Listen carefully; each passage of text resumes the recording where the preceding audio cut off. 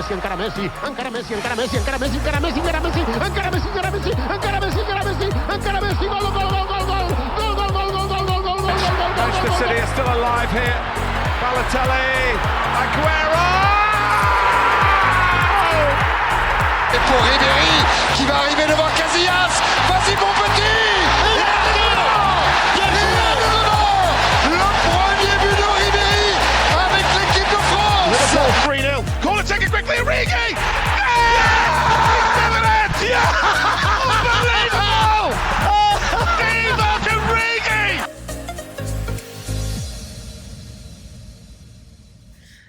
Bonjour à tous et à toutes et bienvenue dans le coup de cœur de la semaine, un coup de cœur très spécial, la disparition de Robert Herbin.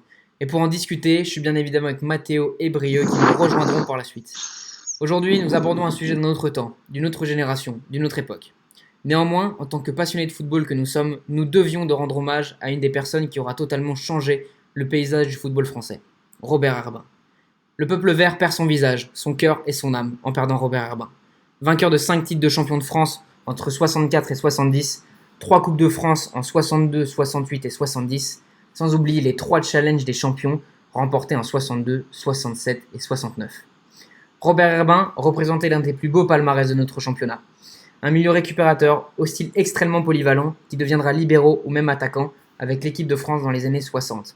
Il est considéré comme le joueur le plus polyvalent de son époque. Malheureusement, il prend sa retraite en 1972 pour néanmoins dans la foulée devenir l'entraîneur le plus jeune de notre championnat à seulement 33 ans. Il révolutionnera le jeu à sa manière en transformant les séances d'entraînement et en les rendant plus physiques, comme a pu le dire à de nombreuses fois son capitaine, Jean-Michel Larquet. Il aurait eu sous ses ordres de grands noms, Dominique Rocheteau, les Flair Crivelli ou encore le grand et jeune Michel Platini. À son palmarès, il y rajoute 4 championnats, dont le 10e et dernier de la SSE en 1991, mais également 3 Coupes de France.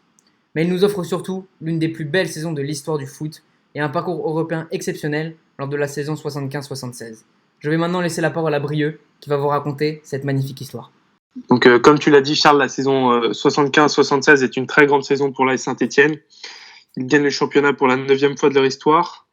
Ils ont 57 points au compteur, 18 victoires, 15 nuls et 5 défaites seulement. Ils vont aussi quasiment au bout en Ligue des Champions, en Coupe d'Europe, des clubs champions à l'époque. Contre le Bayern Munich, c'est la fameuse soirée des poteaux carrés à Glasgow dans le stade Hampden Park, où l'AS Saint-Étienne frappera par 2 fois les poteaux en première mi-temps. On a aussi cette saison-là Dominique Rocheteau qui est meilleur buteur du club avec 15 buts toutes compétitions confondues. Et aussi cette saison-là, l'AS Saint-Étienne, c'est un club qui est très formateur. Seulement 4 joueurs qui ne sont pas formés au club, les 2 gardiens Dugalic et Kurkovic, 2 gardiens serbes qui viennent de Bosnie-Herzégovine et du Partizan Belgrade. Le défenseur Osvaldo Piazza, titulaire, qui vient d'Argentine et du club de Lanús. Et enfin, Yves Triantafilos, qui est un attaquant qui vient de l'Olympiakos, en Grèce. Donc je vais vous dire maintenant l'équipe type. Donc il y avait Kurkovic dans les cages, une défense à 4 avec Farison, Piazza, Lopez et Jean Vion. Au milieu, Jacques Santini, Jean-Michel Larquet et Dominique Battenet. Et devant, les frères Evelli et Dominique Rocheteau. Robert Herbin nous a donc quittés ce 27 avril 2020, mais il laisse derrière lui tout un héritage et toute une philosophie du football, qui continue et continuera à perdurer au fil des générations. Le Sphinx est mort, longue vie au Sphinx. Mathéo, vis-à-vis de ça, vis-à-vis de la disparition de Robert Herbin, est-ce que tu pourrais nous dire un petit mot sur ton ressenti et qu'est-ce que tu ressens face à cette disparition ? Moi, je trouve que c'est un sujet qui est très important et qui est très enrichissant, surtout, parce qu'il y a plein de fans de foot de la nouvelle génération qui connaissent pas vraiment ce monsieur et on en apprend vraiment beaucoup sur un personnage qui a été très important pour notre championnat et même pour le football français. Donc vraiment, merci messieurs pour ce moment.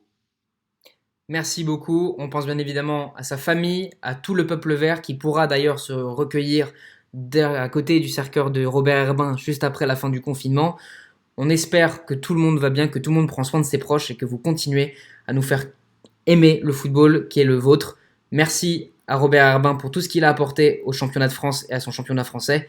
On ne vous sera jamais assez reconnaissant. Merci Mathéo et Brieux pour ce court hommage, mais hommage très important. Prenez soin de vous, continuez à regarder du football. Au revoir messieurs. Messi, encara Messi, encara Messi, encara Messi, encara Messi, encara Messi, encara Messi, encara Messi, encara Messi, encara Messi, encara Messi, encara Messi, gol, gol, gol, gol, gol, gol, gol, gol, gol, gol, gol, gol, gol. Manchester City are still alive here.